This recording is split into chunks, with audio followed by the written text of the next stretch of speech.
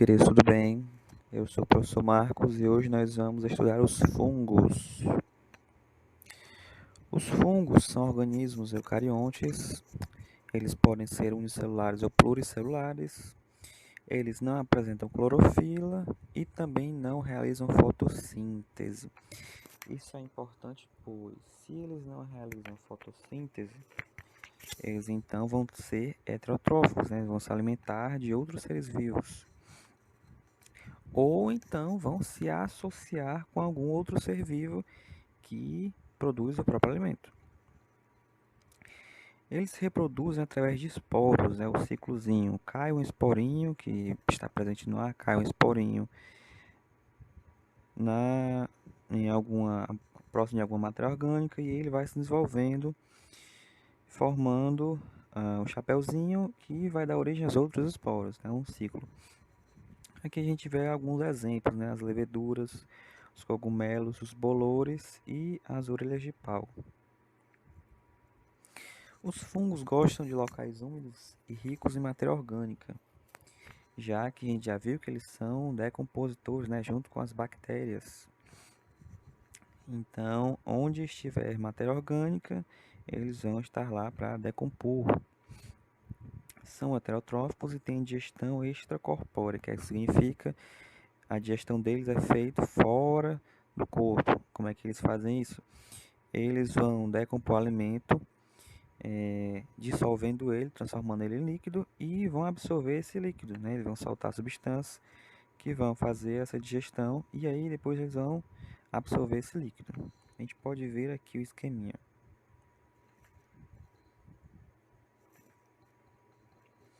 Leveduras são exemplos de seres unicelulares que são utilizados como fermento biológico. O caso mais comum é no preparo do pão. E vamos lembrar, né, que a fermentação é o processo de geração de energia onde não tem disponibilidade de oxigênio, né? Ela pode ser fermentação alcoólica, também pode, relembrando o exemplo que eu falei, quando a gente faz a atividade física, que a gente produz ácido lático, as nossas células estão fazendo a fermentação lática.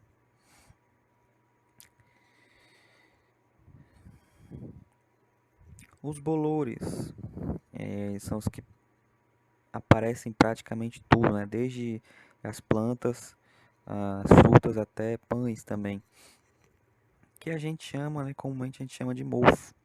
Eles se reproduzem também por esporos. Esses esporos são levados pelo ar. Cogumelos e as orelhas de pau. Os cogumelos eles apresentam aspectos diferentes entre si, mas todos eles são constituídos por uns filamentozinhos chamados de hifas. Como se fossem raízes, não são, mas é como se fossem raízes. E o conjunto dessas raízes, vocês podem ver aqui, forma o que a gente chama de micélio. Aqui é a estrutura reprodutora, que é onde vai ser produzido os esporos. Aqui, ó, os esporos são produzidos aqui no chapeuzinho. Aí eles vão ser soltos aqui, vão ser levados pelo vento, vão cair em algum local. Daí eles vão se desenvolver, dar origem às hifas, o micélio, e depois vão crescer, dando origem ao corpo de frutificação, que é esse chapeuzinho aqui, e aí recomeça todo o ciclo, né? O chapeuzinho aqui vai produzir os esporos para ser levados pelo vento para outro local que tenha matéria orgânica. Os esporos, quando eles atingem o local adequado, eles vão, como eu havia dito, eles vão originar outro cogumelo, né? Então esse é o ciclo. Começa sempre com um esporozinho que é carregado pelo vento, vai cair em um canto e ele vai dar origem às hifas, né? Sendo essas raizinhas como se fosse uma semente, né? Que ele vai se enraizar todo e dar origem a nova planta. No caso, ele vai dar origem a um novo cogumelo que vai formar aquele chapeuzinho e aí no chapeuzinho é que é formado outros esporos. As orelhas de pau, eles também são um emaranhadozinho de hifas, né? Essas raizinhas aqui, parecidas com raízes aqui que a gente viu. E elas recebem esse nome por causa do formato, né? Que elas estão geralmente grudadas à madeira e tem um formatozinho de orelha. Como eu havia dito no começo, já que os fungos eles não têm clorofila e também não fazem fotossíntese, né? Eles são heterotróficos, não produzem o próprio alimento.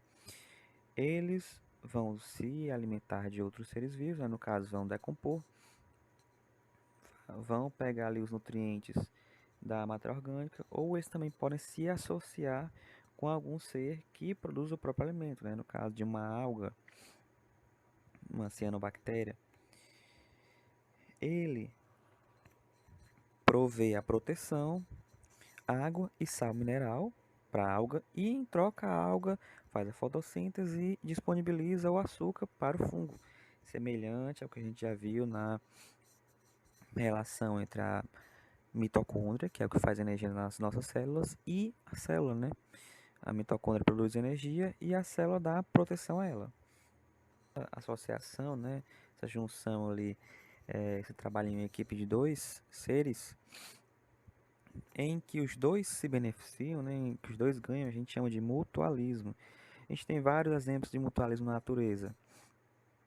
Os líquens são apenas um deles, né? A gente tem, por exemplo, também os passarinhos e os jacarés, né? Os jacarés, não sei se vocês já viram, mas os jacarés nos pântanos eles abrem a boca e aí os passarinhos vão ali tirar a comidinha que fica entre os dentes dos jacarés, porque eles não conseguem tirar sozinhos. Aí eles abrem e os passarinhos vêm tirando. Os passarinhos tiram, né? Fazem uma limpeza ali na boca do jacaré e em compensação os passarinhos vão se alimentar, né? Ou seja, os dois ganham. Aqui a gente vê mais exemplos de líquens.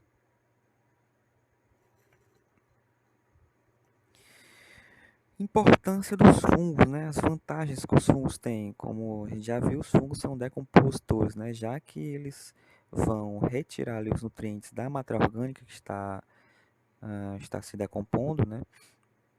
Está morrendo, eles têm uma função importante de reciclar os nutrientes para jogar para o solo de volta, para que o produtor tenha esses nutrientes para poder fazer a fotossíntese e aí como recomeçar toda a cadeia alimentar. Eles também são aproveitados na produção de pães e de bebidas alcoólicas. Também são utilizados, como a gente já viu, né, no caso, utilizados como remédios, no caso da penicilina. E também são utilizados como alimentação, né, por exemplo, o champignon e alguns queijos. E é assim como em todas as vantagens, sempre tem as desvantagens. Existem espécies de cogumelos que são venenosos. Os fungos que provocam doença, né, nos animais e nas plantas. E também, já que eles são decompositores, também tem a destruição de certos produtos. Então é isso, pessoal. Até a próxima aula.